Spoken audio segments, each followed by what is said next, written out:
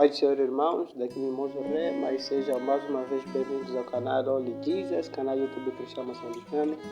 E conforme nós havíamos prometido, estaremos aqui a trazer a parte 2 do vídeo em que estaremos a abordar a respeito dos usos e costumes, né? Com relação à maquiagem, ao uso de calças, né?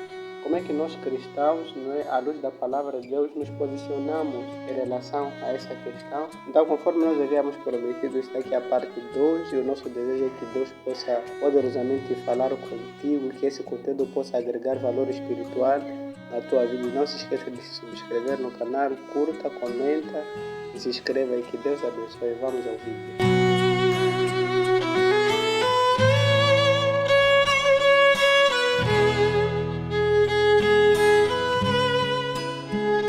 Então, pastor, no meio disso, normalmente também acaba surgindo uma outra dúvida a respeito mesmo da mordomia, usos e costumes, tocando um pouco na questão ali de maquiagem. É algo que, por acaso, normalmente torna-se sensível, né, para as mulheres em particular, né, que parece que sem essas coisas ali, o se sentir bem acaba em algum momento, entre aspas, ele ficando comprometido mais. E numa perspectiva bíblica, não é? O que se pode dizer a respeito do uso de maquilhagens?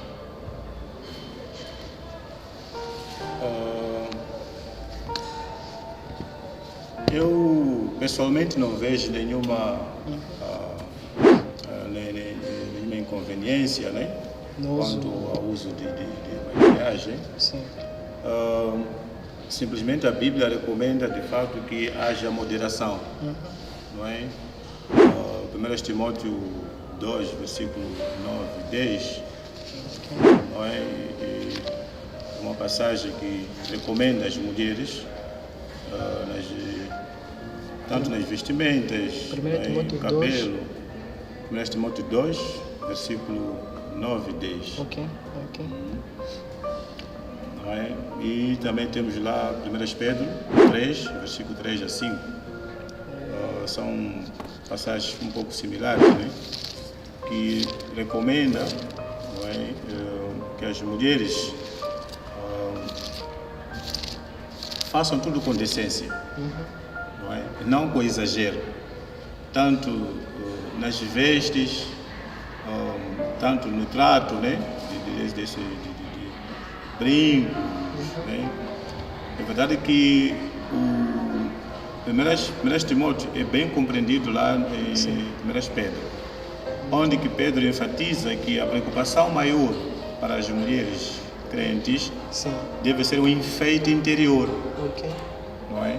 Aí conseguimos compreender que a preocupação não é que as mulheres não se adornem, mas sim que haja uma moderação, que não haja uma preocupação exagerada por essa parte exterior, mas sim pela parte interior, não é? Preocupação em serem santas, não é? Mulheres que trabalham para o Senhor, como o Pedro dá exemplo da Sara, não é? Mulheres virtuosas, que a maior preocupação da mulher é ser mulher virtuosa, não é? Uma boa dona de casa, não é? Sujeita ao seu marido, que educa bem os seus filhos, não é? E há uma coisa interessante, é que a Bíblia não faz o mesmo com os homens. E como disse um certo pastor, tudo que a Bíblia nos adverte é porque nós temos tendência para isso, não é? E eu creio que se estão aí esses versículos, porque as mulheres têm a tendência de irem para esse lado da sensualidade, de falta de buscar mais a beleza exterior do que a beleza interior, não é? De exagerar nesta dor no exterior, não é? Então penso eu que o que esse versículo nos chama a priori é esta moderação na parte das mulheres, que não se preocupem tanto com as maquiagens, né? E infelizmente se for a perceber que as nossas mulheres hoje, mesmo crentes, exatamente estão preocupados mais com a dor no exterior. E aí esse exagero, de facto, né? Dos cabelos, não é? É normal ver uma mulher, e tenho algumas colegas que trabalham comigo, o salário é muito mais para colecionar cabelos, não é? Os batons como são colocados, não é? há muita preocupação. Não é por acaso que Deus, em sua onisciência, Ele colocou estes versículos para chamar a atenção às mulheres. Que, não é? Que esse enfeite exterior, de fato, é necessário, mas com moderação. A maior preocupação para as mulheres deve ser um enfeite interior. Não é? Praticar boas obras, serem boas donas de casa, não é? Educar bem os seus filhos, não é? E serem sujeitas aos seus maridos, não é? Esta deve ser a maior preocupação, não é? para as mulheres. Essa dúvida em algum momento surge em torno não só da própria demanda, vou chamar assim, né?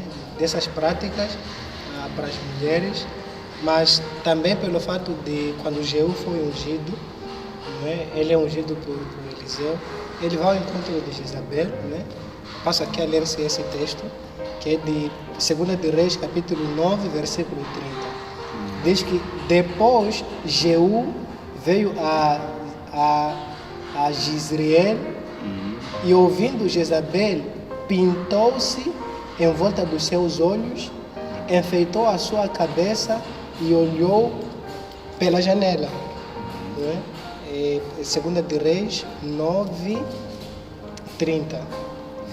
Que em algum momento invoca, em algum momento, a própria pessoa da Jezabel, né? Que no Novo Testamento volta a aparecer lá nos Apocalipse, né? Sendo tratada como uma personagem que tipifica coisas negativas, né? Tipifica coisas negativas e tem essa referência aqui bíblica sobre ela, que vai lá pintar seus olhos, né? Talvez para persuadir, quem sabe, o próprio Jeú, não é? a não tirar a vida dela, não é? Mas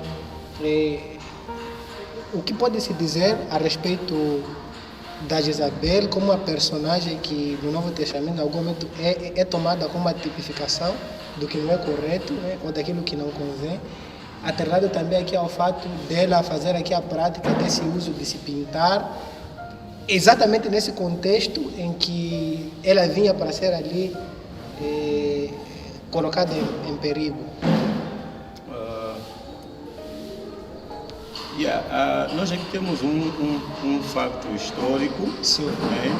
E em relação a que tipo de mulher aqui é descrita. Sim. Aqui a maior ênfase aqui na Jezabel. Sim. É de fato de ser uma mulher que adorava ídolos, sim, não é? Praticava feitiçaria, e acabou de fato influenciando seu marido, sim, Acabe, ao caminho errado. Exato. Não é? Há essa descrição dessa realidade que ela se enfeitou, mas não temos como, através dessa descrição, sim, chegarmos ao ensinamento de que isso não é correto. Okay. Não é? A não ser que tenhamos alguns versículos bíblicos que venham a descrever isso, que não pode ser praticado. Okay. No meu entender, que esse enfeite é muito mais no estilo do pagão, não é? Não é um enfeitar-se de uma beleza normal, mas naqueles, já que ela era feiticeira, né? Podemos dizer assim, adoradora de ídolos. Sim. Então ela se enfeita nos seus costumes, não é? Exatamente para poder, se calhar, ou amedrontar a própria Jeú. Okay. Não é? E penso que neste âmbito não tem uma relação direta com aquilo que o enfeite que as mulheres podem fazer, não é? Não tem uma relação muito direita. Pois bem. Então, agora, pastor, com relação a homens usarem maquiagem, será que seria uma subversão da própria identidade masculina? Porque, infelizmente, nós chegamos num ponto em que algumas práticas, né, vou chamar assim, que eram mais comuns, femininas, estar a ser empregues, né, para os homens, em particular a questão lá de maquiagem. Já existem homens que usam maquiagem, então será que, particularmente para os homens, né, entendendo que para mulheres pode ser feito, mas com moderação, não é? Para o caso dos homens, o que pode se dizer a respeito? Ah, talvez que eu não estou muito familiarizado no contexto geral como é que os homens fazem essa maquilhagem. Talvez poderia dar uma boa resposta a isso, mas não tenho um entendimento claro assim como é que é feito isso nos homens. Nossa. Então, por isso fica difícil como... Yeah. Porque se for maquiagem no sentido, não é, o perfume, se calhar é pomada, né? A cara, né? Mas pode estar mesmo sobrancelhas, né? Para realçar o preto. Sim. Até nas barbas também. Até talvez no processo de edição, né, pode-se colocar algumas imagens, né, a passar na tela, né, mas tem algumas práticas, né, de pessoas que não têm barba, né, mas costumam aquilo que mulheres fazem aqui, fazerem também essas zonas daqui, né, mesmo, né, realçar um pouco, né, as próprias vistas, né? Então há isso ali, tipo colocar uma base para enfatizar, né, o castanho da pele, não é? Basicamente o que as mulheres fazem, só que para realçar um pouco, destacar segundo os mesmos, né, um pouco aquilo que é a estética. Por isso que o diabo é muito esperto. Ele sempre gosta de trazer meias verdades, né, como verdade toda. Às vezes traz um erro, por exemplo, quando ele sugeriu a Adão e Eva que comessem da árvore do conhecimento do bem e do mal. Sim. Que eles não morreriam, pelo contrário, seriam igual a Deus. Percebe que aí havia uma meia verdade. Porque depois Deus diz, certo, o homem se tornou igual a nós, conhecendo bem. Só a verdade estava ali, mas tudo estava errado. Tá? Então, o que falta muitas vezes nas pessoas é o equilíbrio.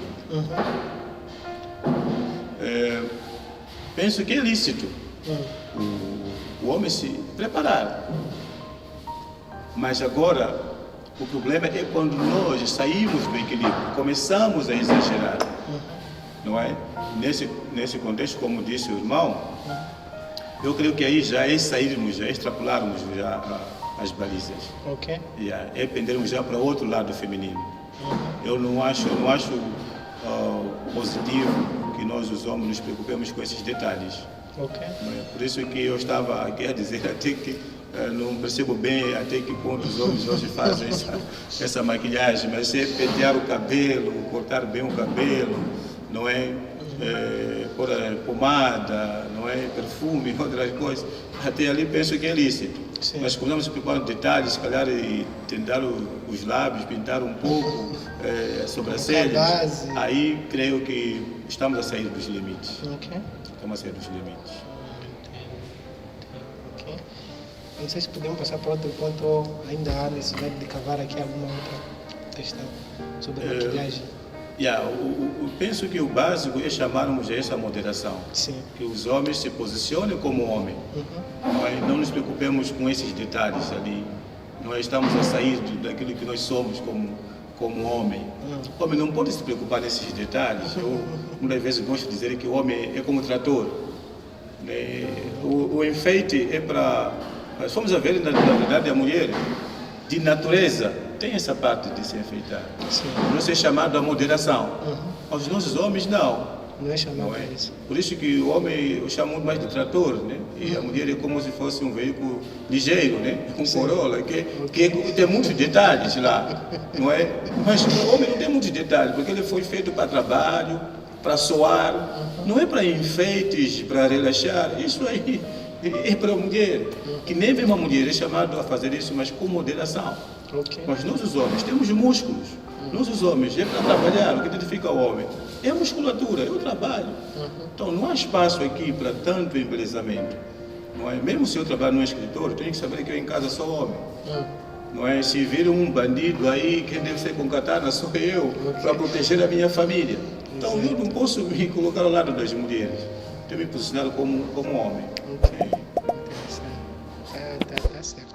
Então, pastor, passando para a próxima fase, é sobre a questão da forma, particularmente como os homens, ou talvez também no geral, né, se portam com relação aos cabelos, né? Tem aquelas pessoas que, não é, gostam de fazer cortes, não é? Seja branco, seja negro, independentemente da etnia, não é? Mas como cristãos, não é, a prática dessas questões de fazer crista, etc, né? O que pode se dizer a respeito disso, não é, numa perspectiva bíblica, como comportamento e postura do Filho de Deus? Tá certo.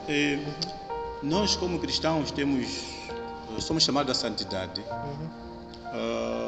E na prática da santidade, nós temos duas linhas. Primeiro, temos os mandamentos bíblicos, que diz o que devemos fazer e o que não devemos fazer.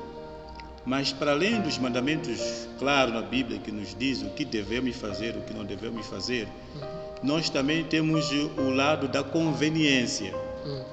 Não é? Tudo me é lícito, mas nem tudo convém.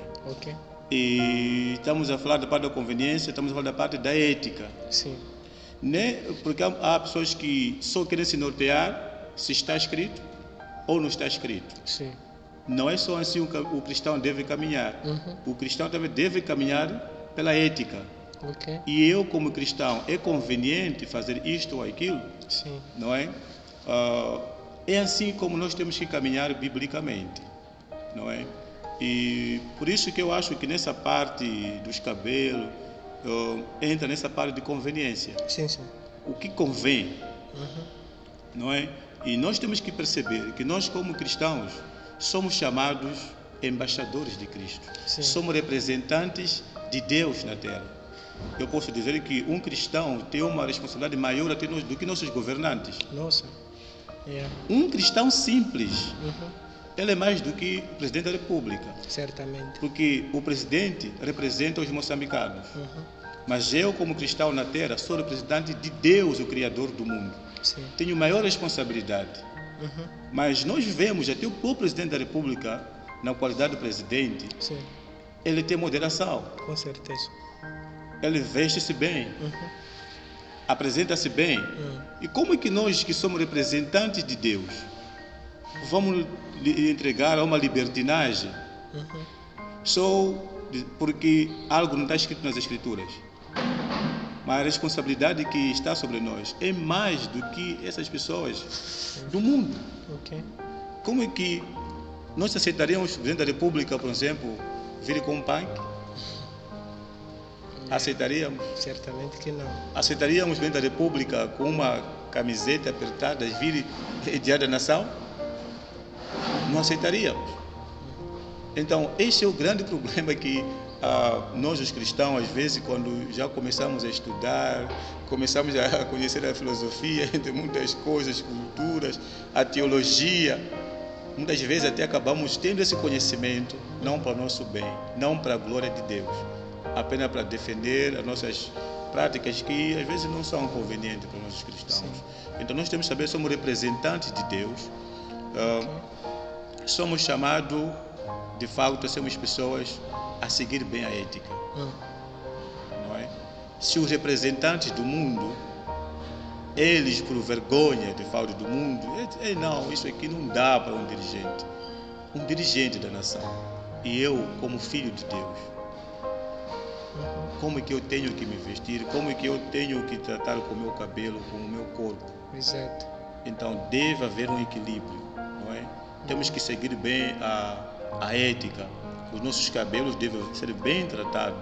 Né? Vemos hoje em dia pessoas crentes, homens trançando o cabelo, justificando que isso na Escritura. Olha, mas se eu dizer a essa pessoa, se o presidente da República pode fazer isso, ele já não vai aceitar. Mas ele pode. E ele se esquece que ele é mais do que o presidente da República. Sim. Ele representa a nação moçambicana. Nós somos representantes de Deus, o Criador do mundo. E nós somos a luz do mundo. Significa que o mundo deve imitar a nós. De fato. O mundo não sabe o que é certo, o mundo não sabe o que é errado. Mas apenas diz o que é certo, aquilo que eles gostam. Errado aquilo que não gostam. Mas nós sabemos o certo e errado é ditado por Deus na sua palavra. E só nós temos que influenciar o mundo no lado positivo. E, em algum momento também, quando se fala sobre essa questão de cabelos e cortes, né, há um emprego, não é, talvez não correto, quem sabe, do texto de Levítico 19:27. Será que no meio dessa conversa, não é, invocar-se esse versículo seria uma boa aplicação contextual, exegética do texto para esse assunto? Não, eu creio que não. Por isso que eu disse que na lei do Antigo Testamento temos que verificar cada lei, não é? Por exemplo, aqui o Deuteronômio, Deus diz que ele abomina, não é? Sim. Mas quando nós vemos Levítico 27, não é? O que nós vemos ali nesse versículo 27, tanto como a seguir o 28, está relacionado com práticas pagãs. Por exemplo, no 28 está relacionado com essas incisões que os pagãos faziam no corpo para os mortos. Então, uma vez que a nação de Israel estava rodeada com nações pagãs, com costumes pagãos, Deus proíbe certas práticas pagãs para que eles não se misturassem com aqueles povos. Não é? Por isso que esses versículos, o seu contexto era realmente para que o povo de Israel não seguisse aquelas práticas pagãs, porque realmente aquelas práticas pagãs estavam relacionadas também com os cultos pagãos. Então, a pauta do assunto não é exatamente a prática por si só, mas o que o texto, ou o que esses textos invocavam aqui, era a necessidade de ser diferente dos adoradores de Satanás. Sim, exatamente. Okay. Porque eles faziam isso, havia uma relação com as espiritual. práticas, sim, com o espiritual. Agora, usar esse versículo para sustentar a questão de cortes como que, não sendo algo conveniente, estaria fora do contexto. Estaria fora do contexto. Estaria fora do contexto. Entendo. Porque às vezes sim, há essa tentativa de pegar alguns textos para subsidiar alguns princípios, né, algumas verdades que as pessoas têm, né, mas às vezes acaba se falhando e usar um texto errado, talvez para sustentar algo bom. Né? Sim, e é muito perigoso. O que aconteceu com as calças? Nós começamos a falar que as calças são indecentes. Começamos aí, são indecentes. E agora nos deparamos com a situação mais do que calças indecentes. Temos vestidos indecentes. Temos saias indecentes. E aí tentamos ficamos no embaraço. Então nós temos que ir nas Escrituras para nunca um dia sermos encontrados entre espada e parede. Não é? Que às vezes é custoso, porque nós queremos que as pessoas, nosso objetivo às vezes é que as pessoas façam aquilo. Mas nosso objetivo não é que as pessoas façam por nós, mas por Deus.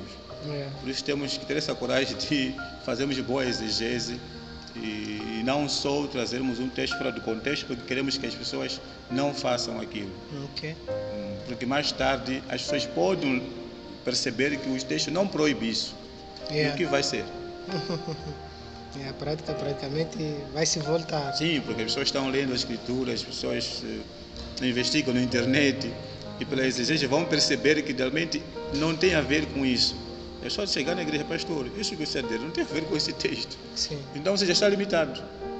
Já está limitado. As pessoas vão ser libertinos, vão fazer o que eles querem. O pastor, sobre a questão de cabelos pintados, já que estamos aqui no assunto de cabelo, né? Tem alguns homens ou mulheres que de quando em vez pintam o cabelo, né? Tem aí, por exemplo, um irmão entende que, olha, eu quero, não é, vamos, né, pintar meu cabelo de uma cor qualquer. Né? O que pode se dizer a respeito dessas práticas, né, atrelados lá a posicionamento como cristãos e ao mesmo tempo sobre os princípios, né, que a Bíblia nos transmite a respeito disso? Não é lícito, mais uma vez. Sim, pintar cabelo. Não convém, falta para os cristãos. Tanto homem e mulher. tanto homem e mulher, penso que não convém. Sim. Não é? Não tem como trazer um texto bíblico, mas como cristãos, não convém nós fazermos isso. O cristão no mundo, ele deve ser a pessoa que mais pensa. Por isso eu sou daqueles que sempre defendo que atrás de tudo que nós fazemos, temos que nos questionar quais são as razões. O porquê? Não, sim, por que nós fazemos aquilo. Deve haver uma explicação. Razoável. Exatamente. Ok. Não é?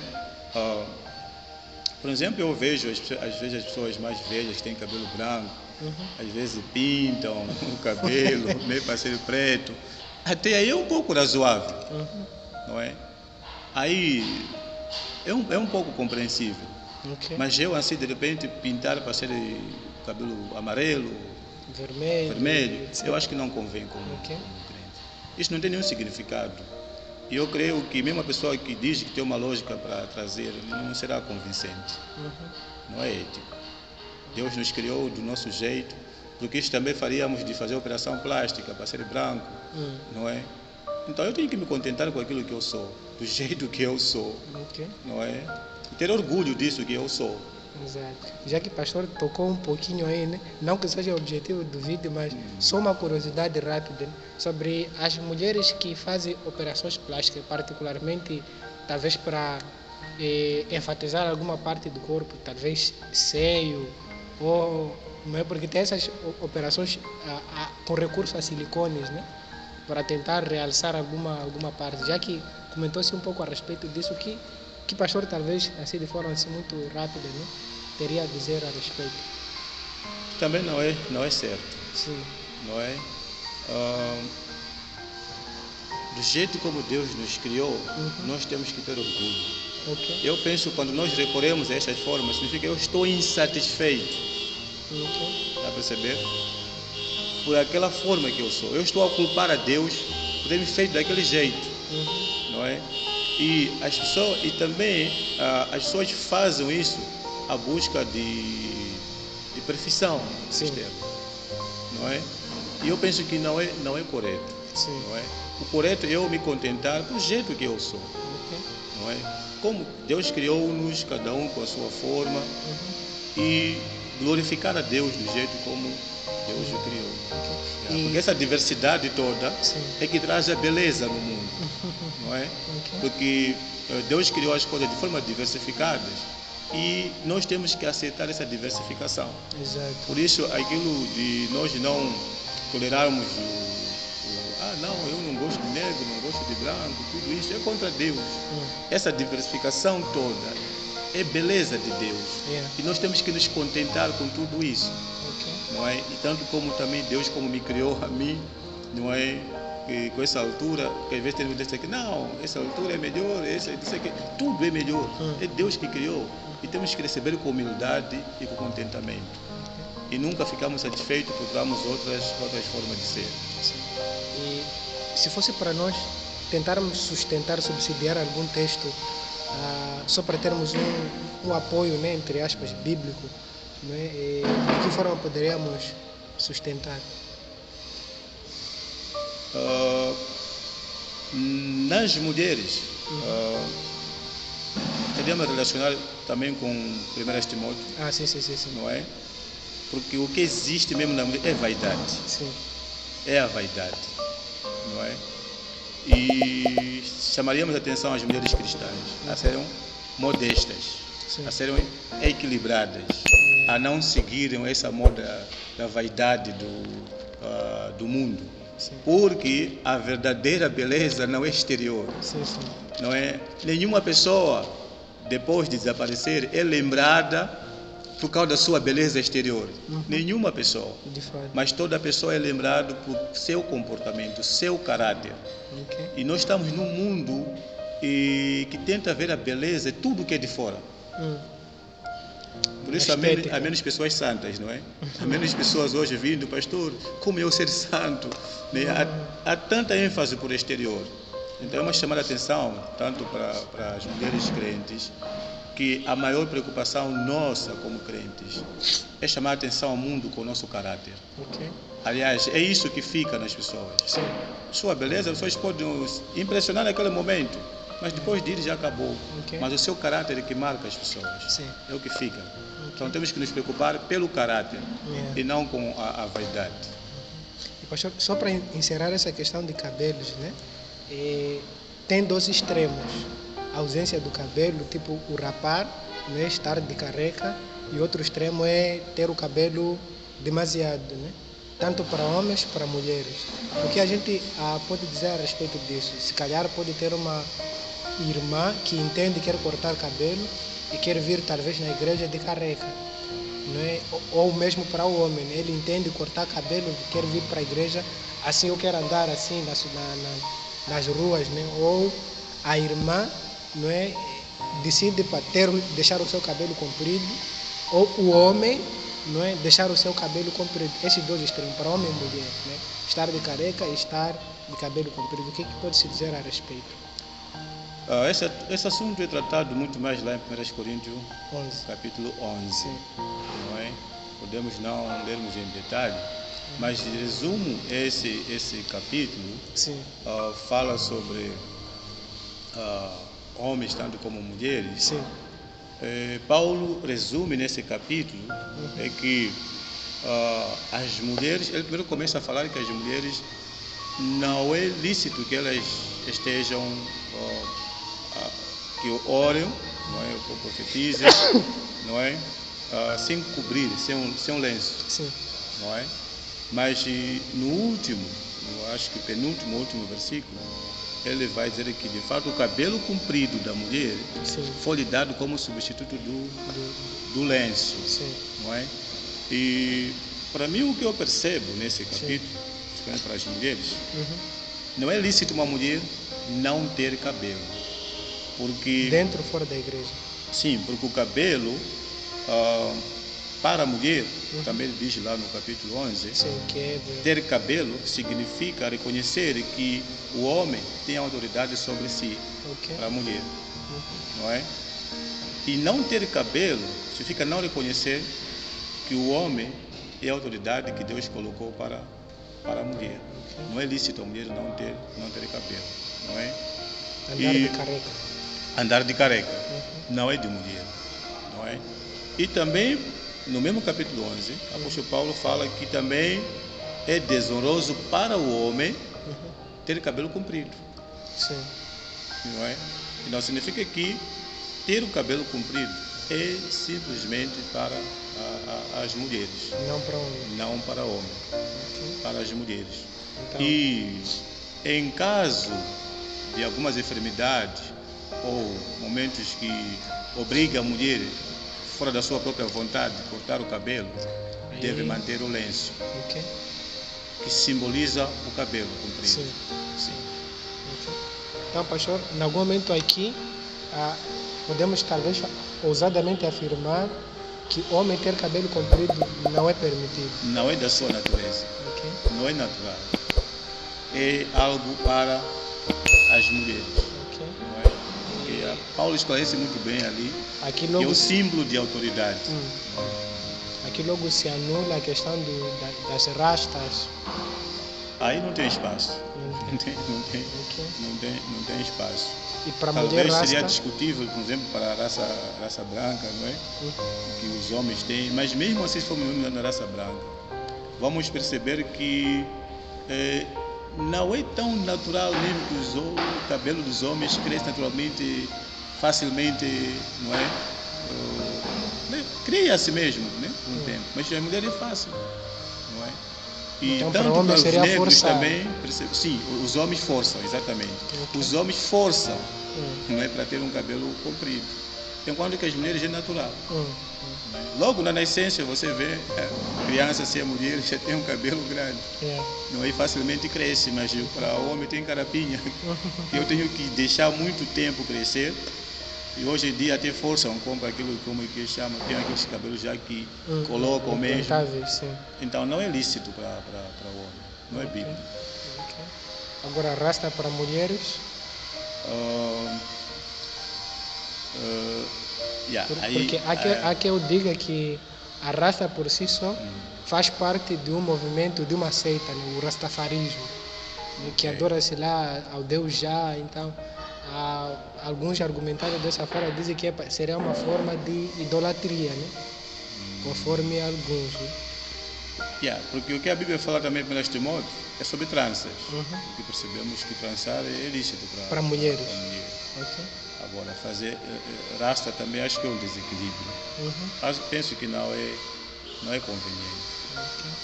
Não é conveniente para nós como cristãos. Não exemplifica bem a nossa identidade. Por isso que esses assuntos, muitos deles partimos da conveniência, para chamar a atenção a muitas pessoas crentes que querem viver essa liberdade do mundo. Sim. E percebermos que nós somos a luz do mundo. Nós somos chamados para influenciar a cultura do mundo através das Escrituras. Mas não para sermos influenciados. Sim. O que acontece ultimamente, o mundo cria uma moda, os crentes adotam essa moda. Sim. E procuram se justificar para seguir aquela moda. Sim, ok. Devia ser o contrário. Sim. Nós deveríamos seguir a nossa moda cristã. Nós termos aqui, o crente devia ter aqui no âmago do seu ser o pensamento de que eu, no meu trabalho, sim, na escola, na sociedade, na zona, eu quero influenciar as pessoas, sim, para o lado de Deus. Exato. Esse tem que ser o pensamento cristão. E não adotar práticas que o mundo nos impõe, porque o que acontece hoje, o cristão na Bíblia é muitas vezes chamado a caminhar contra a maré. Não vos conformeis com o mundo. Sim. Não é? Mas nós hoje cristãos estamos a ser como acontece no Rio. Às vezes onde vai a corrente, porque percebe que todo o lixo vai seguindo a corrente. Sim. E o mundo é assim. Vai seguindo a corrente do diabo. E nós os cristãos somos chamados a caminharmos contra a maré. Exato. Mas fizemos o inverso. Estamos a caminhar junto com o mundo, que vai na correnteza do diabo. O que devia ser o inverso.